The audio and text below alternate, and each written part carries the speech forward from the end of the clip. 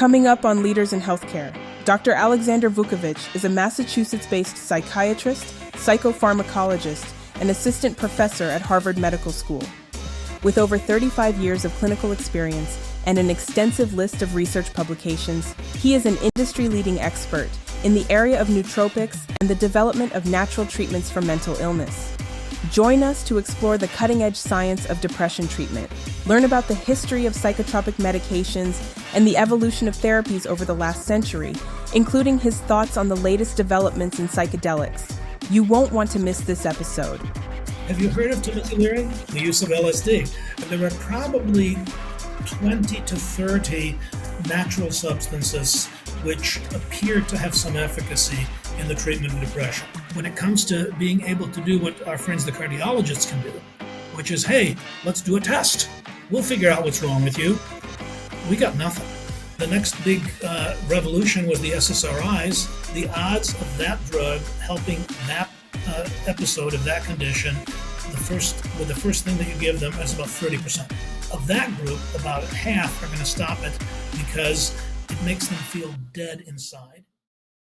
What is going on in mental health right now? This continually bubbles up in just the news and media, in people's personal experiences in their own lives. What is going on? Well, here's the thing. We are, I think, often trapped in the present.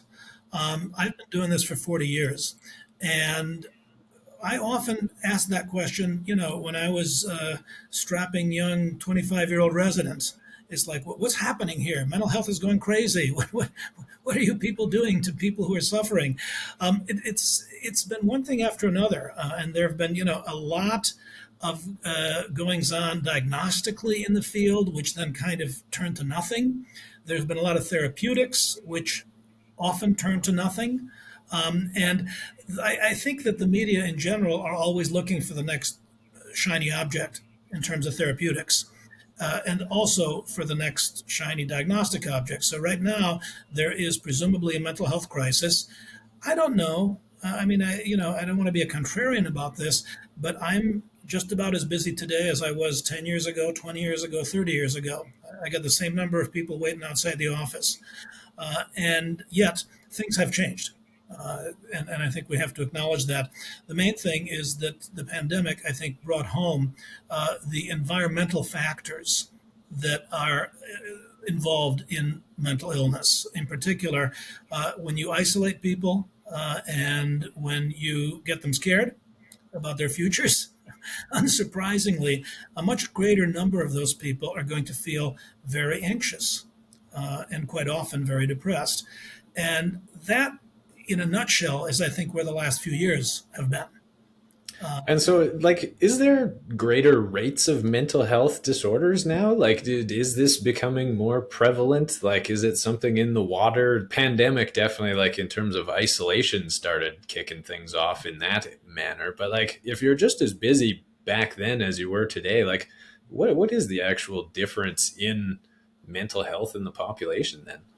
Well, I think that if you really look at it, as a rolling phenomenon, there are dips as well as blips in the incidence of certain disorders. Depression and anxiety are very nonspecific phenomena. They're not diseases per se.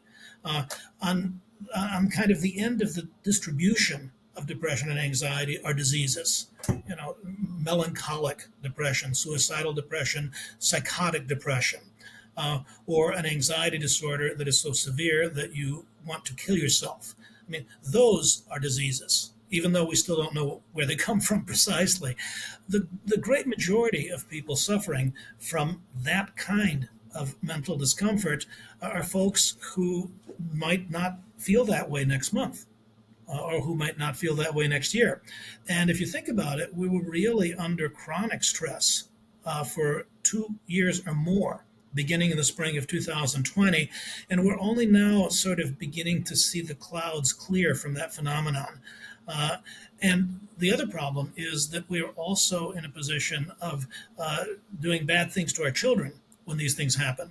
So we got these poor kids who really suffer because their brains are not developed, and where all of a sudden you got a generation of kids who are literally behind by 1 to 2 years in terms of their life development.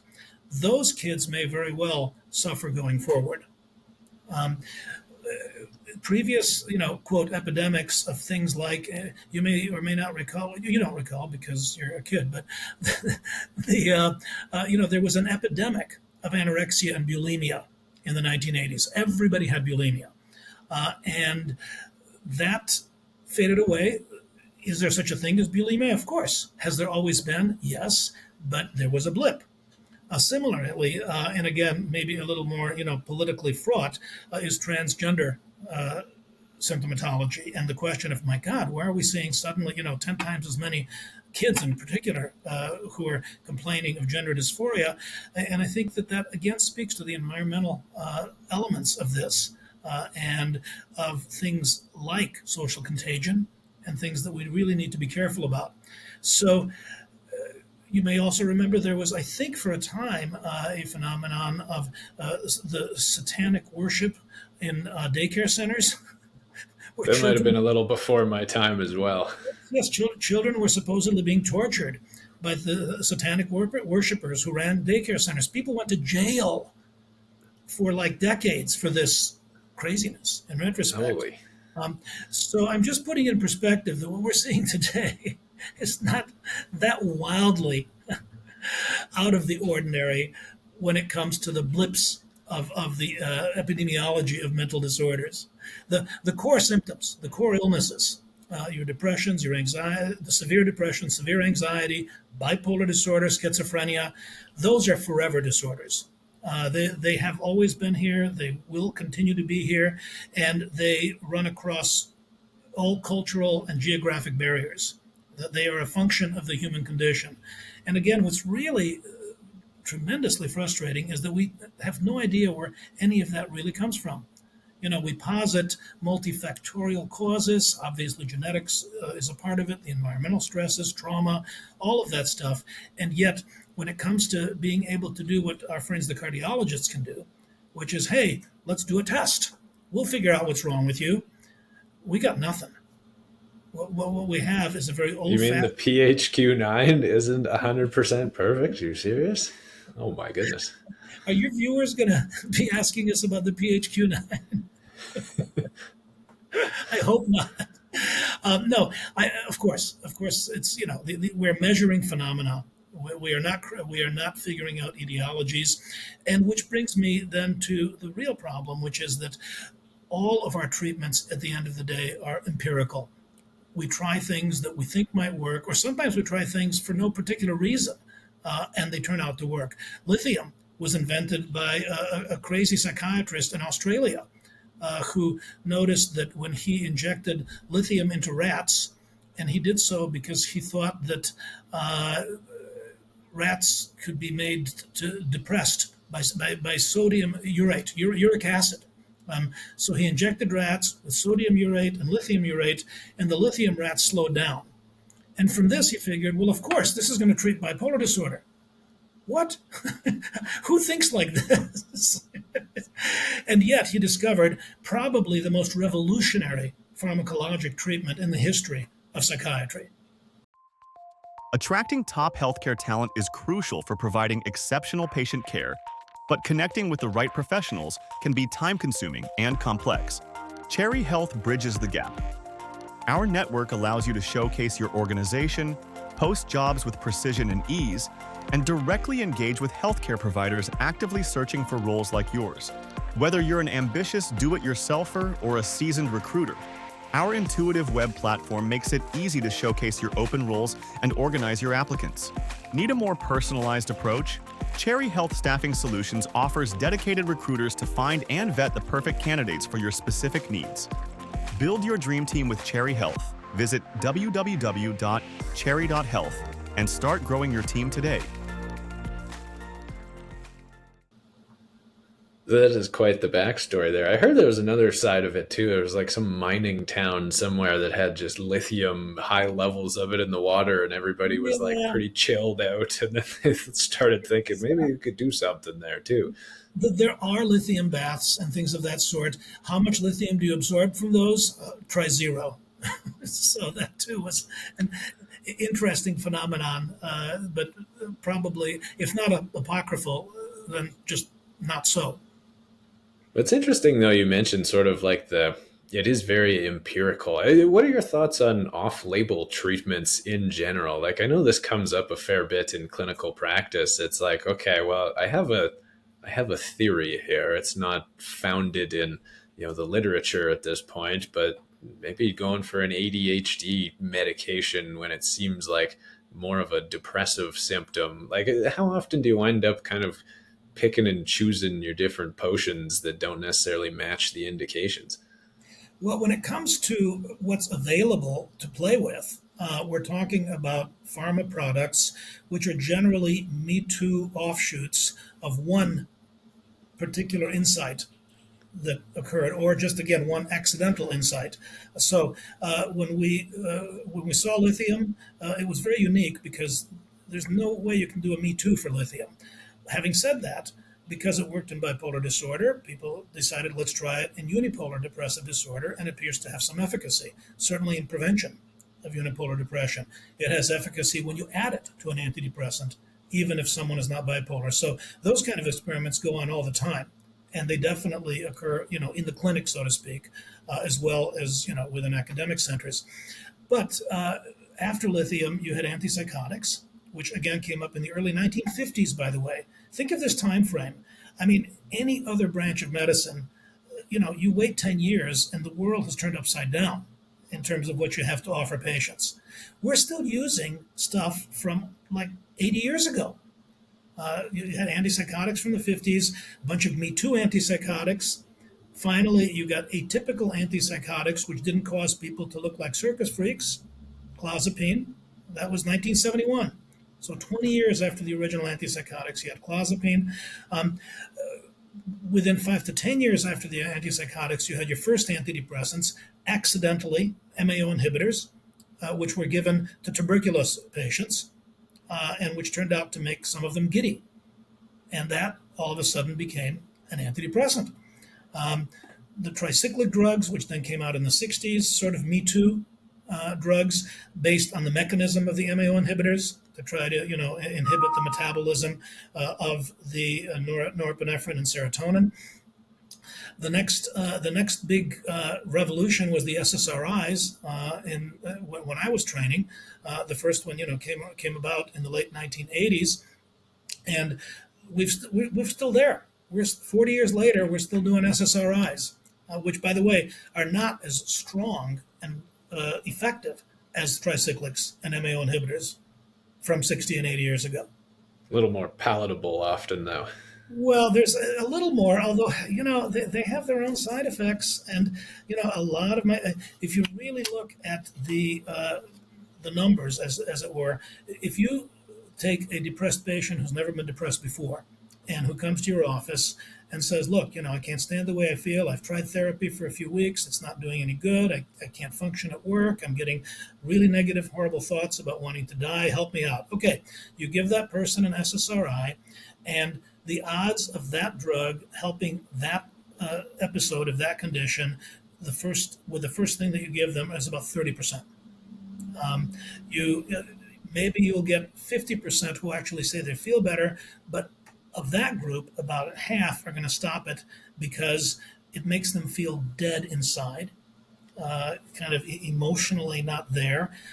It causes sexual dysfunction, including inability to orgasm, sometimes actual erectile dysfunction in men. And by the time you're done with that list of things, you're down to that core group of 30%. Then you give them a second drug, and you pick up another 20%.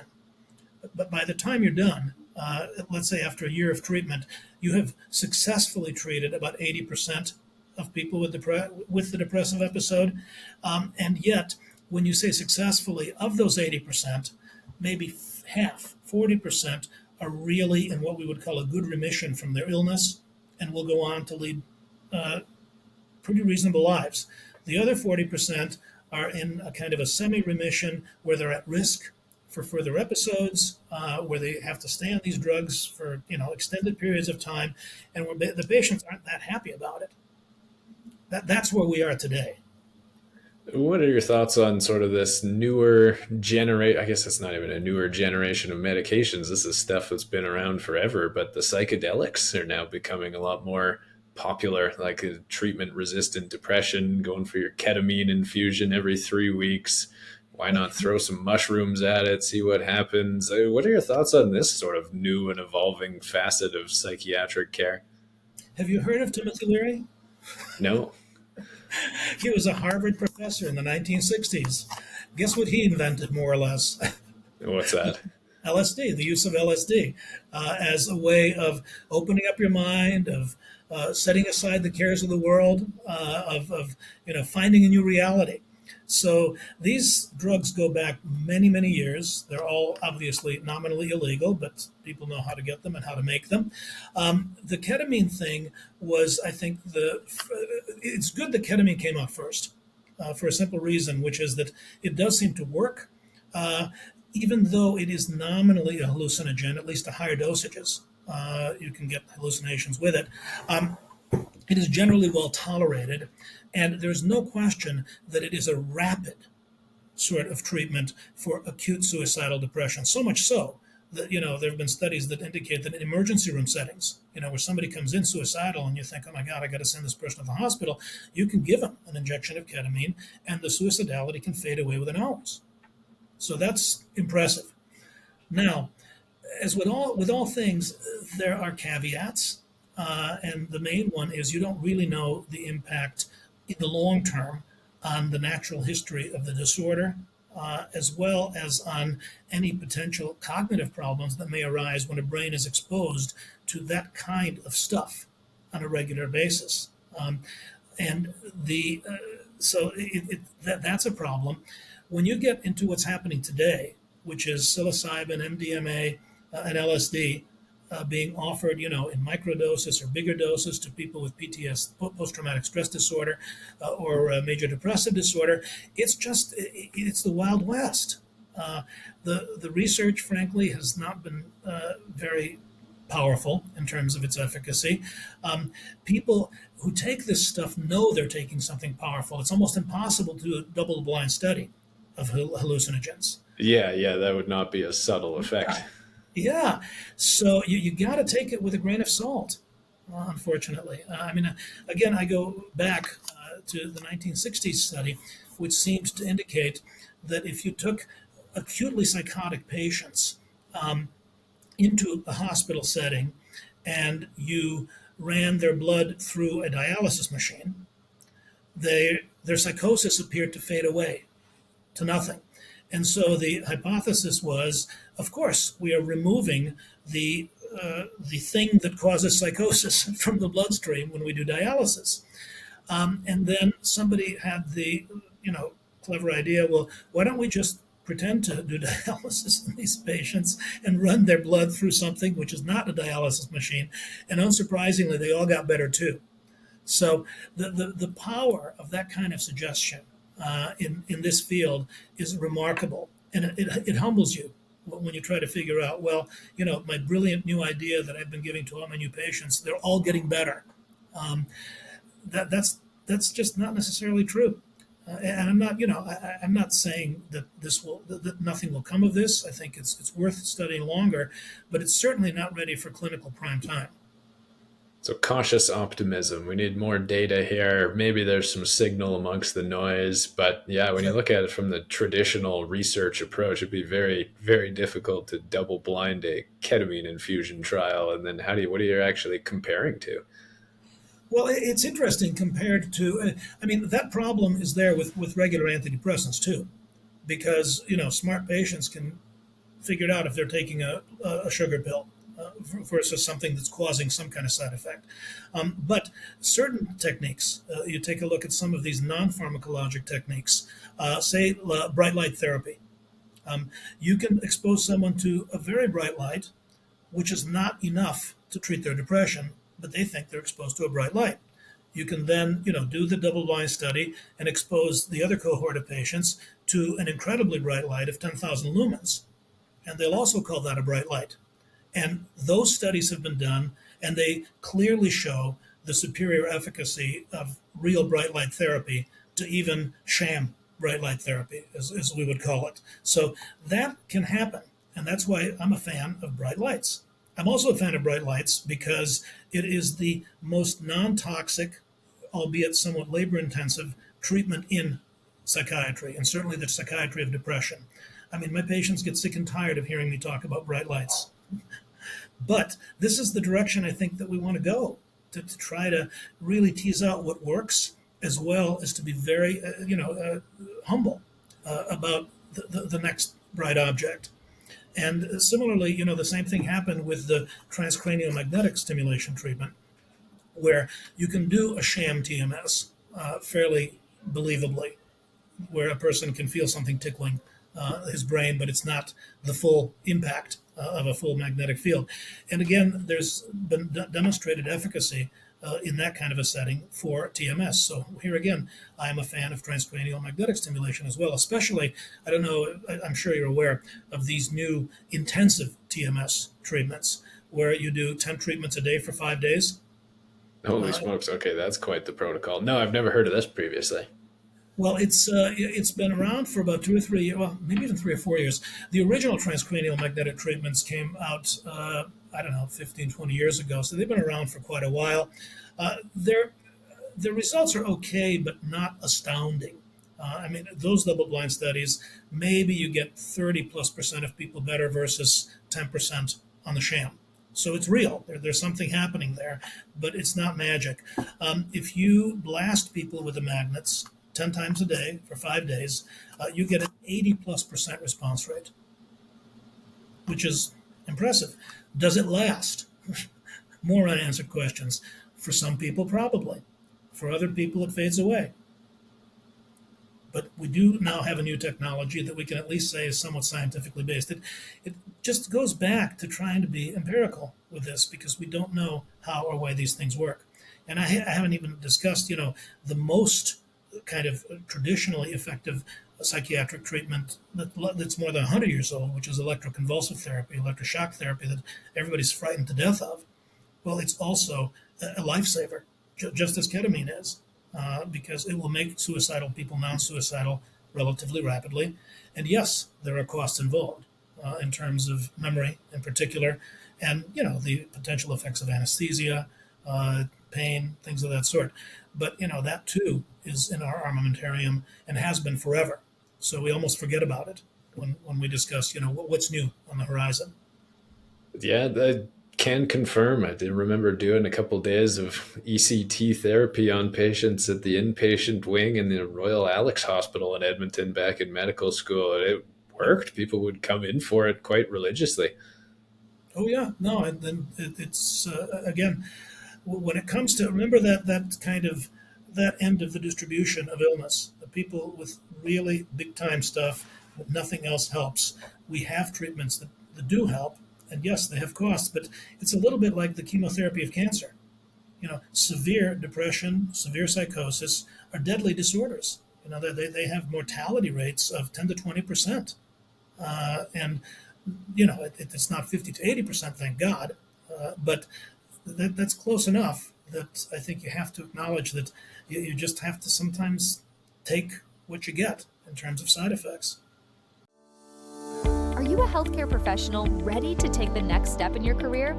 Do you dream of a role where you truly make a difference in a community that's perfect for you and your family? Well then, let me introduce you to Cherry Health. Our platform puts thousands of healthcare opportunities right at your fingertips. Explore jobs by location, specialty, compensation, and more. All on an intuitive map-based platform, available on Android, iOS, or your computer's internet browser. Create your professional profile for free and get started messaging directly with employers. Beyond the app, Cherry Health also offers personalized, white-glove recruiting services who can guide you every step of the way. Your dream healthcare career is just a click or a phone call away. Visit www.cherry.health to start the next phase of your journey. The mild, I guess, the moderate depression being a lot more common. What do you tend to lean towards nowadays in terms of more of the holistic stuff? I definitely want to cover the medical food side of things because I find that absolutely fascinating. And I mean, just in general, approaching this one, it's usually, okay, pharmacology, what kind of meds should we offer the patient, lifestyle management, like, are you still isolated after COVID, or do you need to go to the gym, do you need a boyfriend, etc. And then we've got the counseling and the psychotherapy and the talk therapy. Like, how do you actually approach a patient who's in that much more common, mild, moderate side of things with the, okay, let's start doing some of the stuff that doesn't have as many side effects, when these pieces often have, again, paucity in the research, probably just due to lack of commercialization interest around a lot of them. That's part of it. In fact, if you look at the literature, there are probably 20 to 30 natural substances which appear to have some efficacy in the treatment of depression. And so it's all out there. There's a wide-ranging literature. A review that came out several years ago indicated that if you really do a sort of a critical study of the literature, there are only 4 nutritional items that appear to have demonstrable efficacy in the treatment of depression. And so I'm sorry, I'm veering into medical food too early, maybe, but let's go there. That's what's out there, and those 4 substances are the amino acid known as S-adenosylmethionine, the form of folic acid known as methylfolate, which again has a reason for being, and fish oil. In particular, fish oil containing a lot of the EPA omega-3 as opposed to the DHA. Weirdly enough, DHA is very important for growing babies and pregnant mothers, as well as for old folks to try to maintain their cognitive status, whereas in the middle of life, EPA is the relevant omega-3 for reasons that we're not sure about. The 4th item is vitamin D. And here again, this is a really unrecognized thing to some extent because it's so trivial and it's already out there. So people can't make a lot of money on it. But if your vitamin D level is low, you have a 4 times chance of becoming depressed compared to someone with a normal vitamin D. Same is true of vitamin B12, pretty much a similar story. And so those things are out there, and they're low-hanging fruit. I mean, for a clinician, I do blood tests, obviously. I check the levels of vitamins. I check the thyroid function of the patient, basic chem screen, anemia, things of that sort.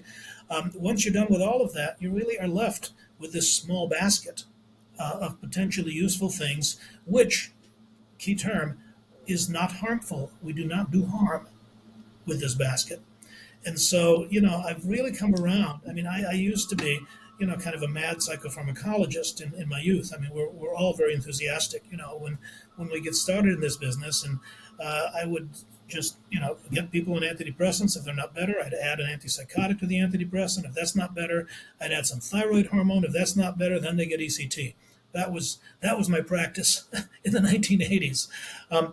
Lately, and especially here again, this is where the humility grows. You watch patients that you get to know for more than just a few months. You watch people go through the life cycle of depression for 10, 20, 30 years, and you become very respectful of their life experience and what it is that they feel when it comes to getting treatment. And all of this kind of led me in the direction of trying to optimize these do no harm treatments, which clearly have efficacy in treating depression. And how do you choose where to get started then? Like when it comes to, okay, we could do counseling, we could go for the supplementation route, we could go, you know what I mean? Like patients are going to say, okay, well, I've only got so much time, so much money. How do you start whittling that down to what's going to work the best? Well, it's a good question. And when it comes to clinical practice, I want to be also very clear. I am not suggesting that you start by giving people nutraceuticals as primary treatments for the disease of depression. If I were suggesting that, then I could take my product off the market and skulk away to some desert island because the FDA wouldn't let me live in this country. However, if you begin treatment, as most doctors do, with an SSRI antidepressant for someone who's mildly to moderately depressed, again, if that person either is in therapy or, as often is the case, doesn't want to do therapy because they just want to get better and they don't want to talk to anybody. That's All not too an common. unusual scenario. In those cases, you start them in the SSRI, and rather than jumping onto some other drug, if the SSRI is inadequate to their needs or if they have too many side effects at a therapeutic dosage, my next step is to add the nutraceuticals. And I used to tell people, okay, go to Amazon and purchase S-adenosylmethionine. Make sure it's a good, reputable seller. Make sure that it's a 400 milligram tablet. Make sure you take 4 of the 400 milligram tablets daily for maximum response. Then, when you've done that, go buy some fish oil, but it has to be triple strength fish oil. It contains a lot of EPA. Or the third thing, please go get a medical food, which was already available as a medical food at the time, which is L-methylfolate or Deplin. And then you can take all these 3 things together in a giant bowl while you're taking your antidepressant and dealing with depression. Many people have the self-discipline to do this. Many people do not. And so it was a limited sort of a phenomenon for me because it takes time to kind of figure out who is going to be able to do this and who's not. So the next thing I did was, well, you know what? Let's see if we can put these things together in one product, make it easy to take, and then the next step is once the antidepressant isn't working well enough, you add the new product. And it's a single thing. Mind you, I wish I could make it 1 capsule per day, but because of the volume involved in the fish oil, it's 2 capsules twice a day for the ideal dosages of all 3 items. But it's out there, and I'm marketing it as we speak. Well, I think like the form factor and just making that roadblock or the hurdle that patients have to jump through in order to get to the treatment plan and like making it as smooth and frictionless as possible is super important. Like, I don't know, I have so many patients that just struggle with even the simplest of things, right? Like, okay, you got to do 5 push-ups a day and then we'll talk again next week. Did you do it? No, I was going to do it, but I didn't get around to it. And then we talk about like, okay, we got to go get a whole bunch of like chemistry lab sounding ingredients sourced off the internet and start putting together our nutraceutical supplementation plan. Patients are like, oh my goodness, it's probably pretty anxiety inducing, versus if you have something that's just like off the shelf, easy, ready to go, that probably takes a big part of that roadblock out of there. So far, we found that to be the case. And I've started off with the folks who are already in my practice. And a lot of times, there are people who already are taking these 3 things. And we just replace it with this product. By the way, the product's name is Hedonia, in case you were wondering. And we just replace it with this product. By the way, the product's name is Hedonia, in case you were wondering. Where did that name come from? Well, it's a Greek root. And hedonia is, of course, the experience of pleasure. You're familiar with the term hedonism, which comes from that. And everybody's favorite anhedonia, which is their common side of their depression, I guess. There you go. So I figure you take the an off and you get hedonia. So that's why it's called what it's called. But it's really a lot easier to present this to a patient after they've had their first try at the SSRI. And I found that even in people who've been on these 3 things before together, really feel better on the Hedonia because we know exactly how much they're getting. We know exactly where it's coming from. It's not like 5 separate brands of SAMI, some of which may oxidize rapidly, which we've unfortunately seen. It's so far so good. What can you tell us in terms of like the power of the effect when it comes to like the evidence and just in your personal like experience over the years? How does it stack up compared to SSRI number 2 or 3, or throwing a little bit of trazodone in the mix? Yep. So here's the thing. This goes back a ways. I did research on S-adenosylmethionine when I was in medical school. And it was part of, again, a hypothesis that an Italian group had supposed. They noticed that levels of S-adenosylmethionine, which naturally occurs in your bloodstream, were lower in patients with major psychiatric illnesses, psychoses. And in those cases, supposedly, you're draining this ubiquitous methyl donor. I'm going to get just a little wonky on you here. SAMe is the body's ubiquitous methyl donor, and it donates methyl groups to neurotransmitters. If you add a methyl group to serotonin, you get mescaline, which happens to be a hallucinogen. So the theory was, aha, we figured out schizophrenia. These people are using up all of their SAMe. They're making brain mescaline, and that's why they're hallucinating. It's brilliant if it's true. You'll notice there have been no Nobel Prizes being given for this yet. That's because when we tried to duplicate those studies, they were irreproducible, like many, many such studies. And so, as it turned out, my one claim to fame from a research point of view was that we did discover that men have higher ambient levels of SAMe than women. And that's actually true in rats as well as humans.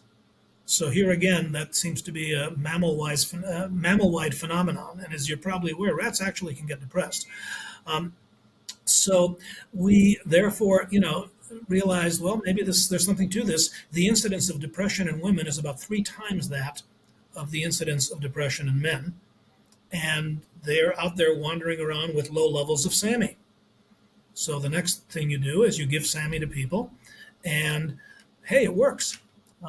There were very, very strong studies in the European literature which compared SAMe, which at the time was actually given intravenously and intramuscularly, to clomipramine, which is, I'm sure you're aware, is an incredibly powerful tricyclic antidepressant.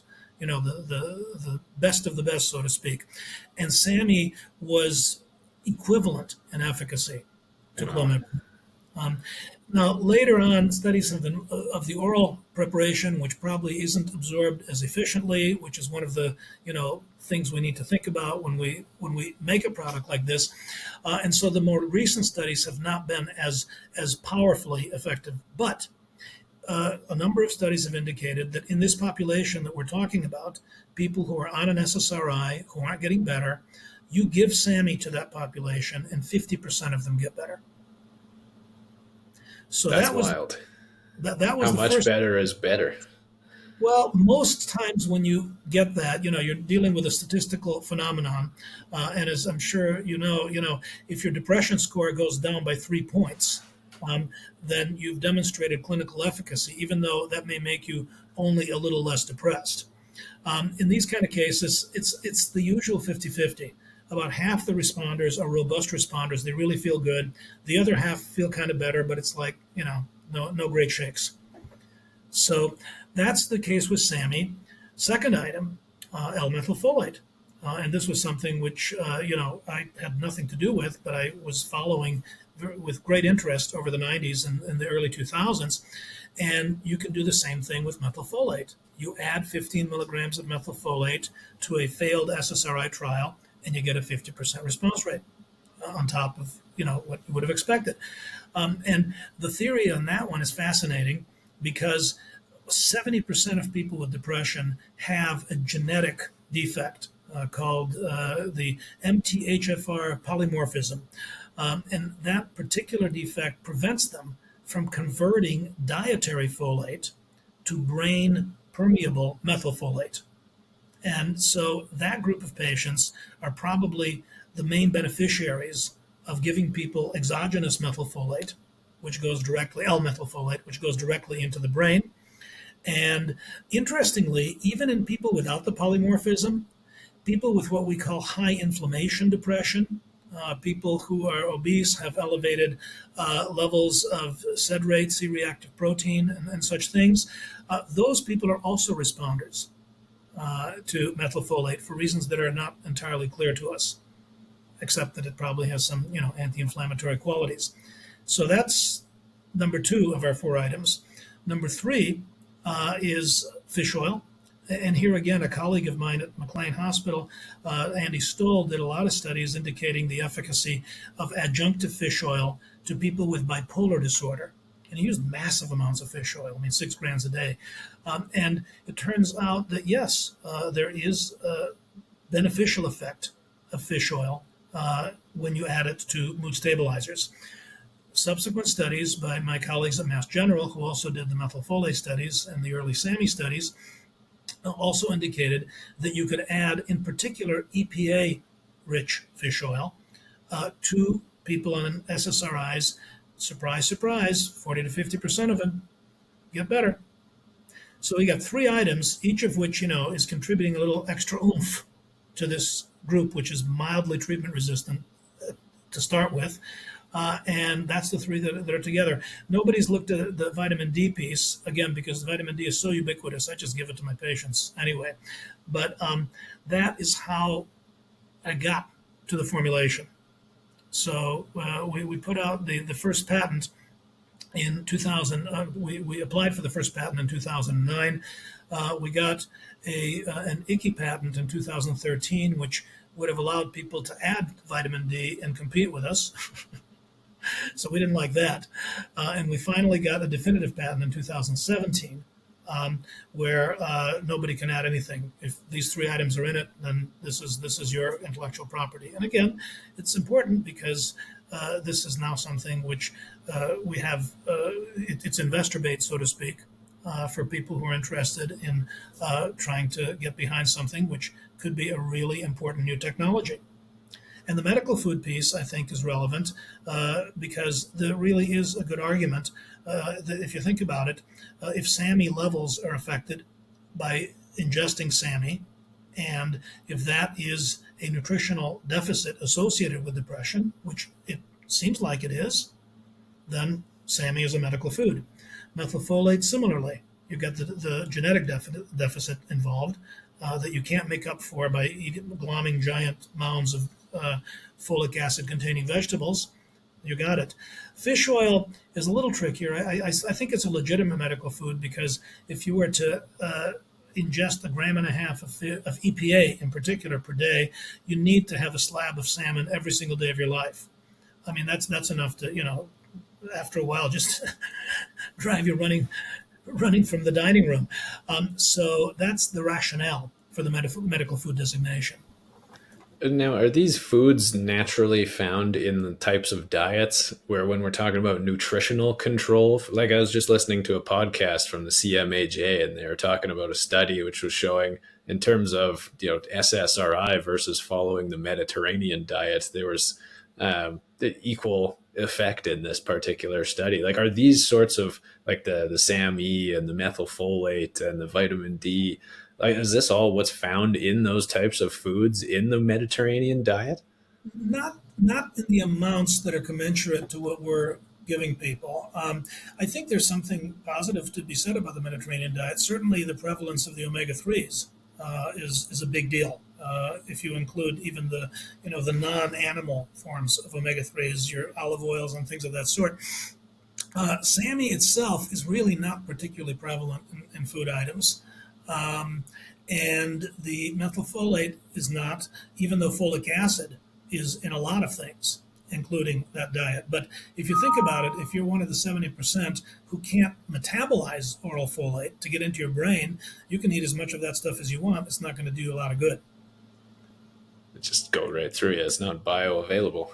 Right. But yeah, I'm sure that, this study is interesting, and as all such studies go, we want to reproduce if we can.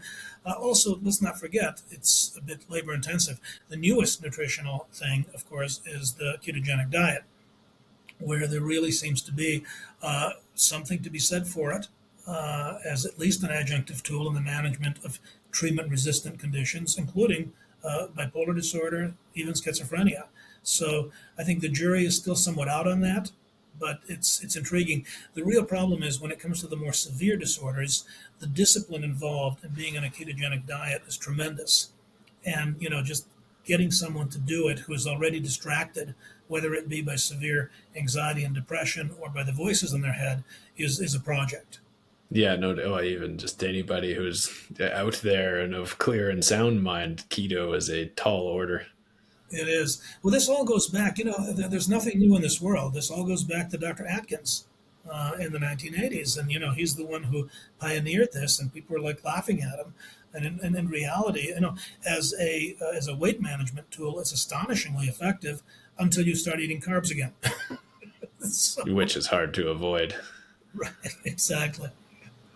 Yeah, my It's doctor all, told me I have to pick the cheese and the pepperoni off the pizza and just eat that. That'll cure me. That's the secret.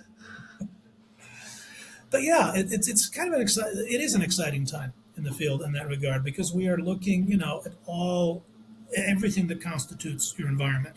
I mean, the stuff we're talking about today, light, food, I mean, it's there for the taking. Well, this is the kind of stuff that people want to know more about, right? They want to look for these more natural alternatives and things that seem, I don't know, less like there's a ulterior motive or an incentive by a profit-seeking company to push on people. Yeah, the problem is that most revolutionary medical advances have been made by profit-seeking companies who also want to do good things. So I agree with you. The pendulum swings, and right now it's definitely swinging in this particular direction. But I have great respect for companies which have made very effective treatments over the years. It's just that again, in this field of psychiatry, the fact that we're talking about treatments that were invented, almost a century ago, or in the case of ECT, in fact, a century ago, is a bit off-putting for those of us who want to make a difference, in the lives of patients. It definitely seems a little bit like things are just not progressing fast enough. But I feel like if we asked the cardiologists, they'd probably say the same, despite having all their fancy PCK9 inhibitors and things now. Well, they might say the same, but they of course will be wrong because there's also a ton more money in that, and a ton more research money in looking at these disorders. And here again, it's a matter of how much noise people make. In the AIDS epidemic, it was the AIDS sufferers who really drove policy, and they helped create the treatment for that horrendous illness. So that makes a big difference. Who's pushing? In psychiatry, I think people who suffer from these disorders are diffident by the nature of their illnesses, and also, frankly, by the stigma involved. Especially Culturally, we've come a long way there. That seems to be like perhaps the biggest, not innovation, that's the wrong word for it, but advancement as a society. well, but not really until recently. And when it comes to the athletes who have clearly suffered from things like depression and anxiety, and who've kind of come clean with it, I agree with you. It has made it be less of a stigma, but it's not a zero stigma. And there's a bunch of CEOs out there who are taking their lithium, and nobody knows about it. Well, Dr. Vuckovic, you working on anything else cool these days? Well, this is not enough.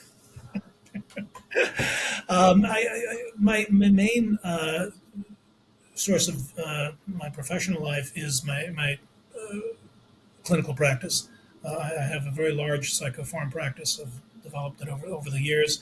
I also run a program at McLean Hospital, which is a 2-week evaluation program for people with difficult to treat disorders. So, I've seen sort of both sides of this thing, and it's been exciting, certainly, going forward. But I'm really excited about this stuff that I'm selling, the Hedonia. I think that it's going to make a big difference, and we're very much looking forward to helping people feel better.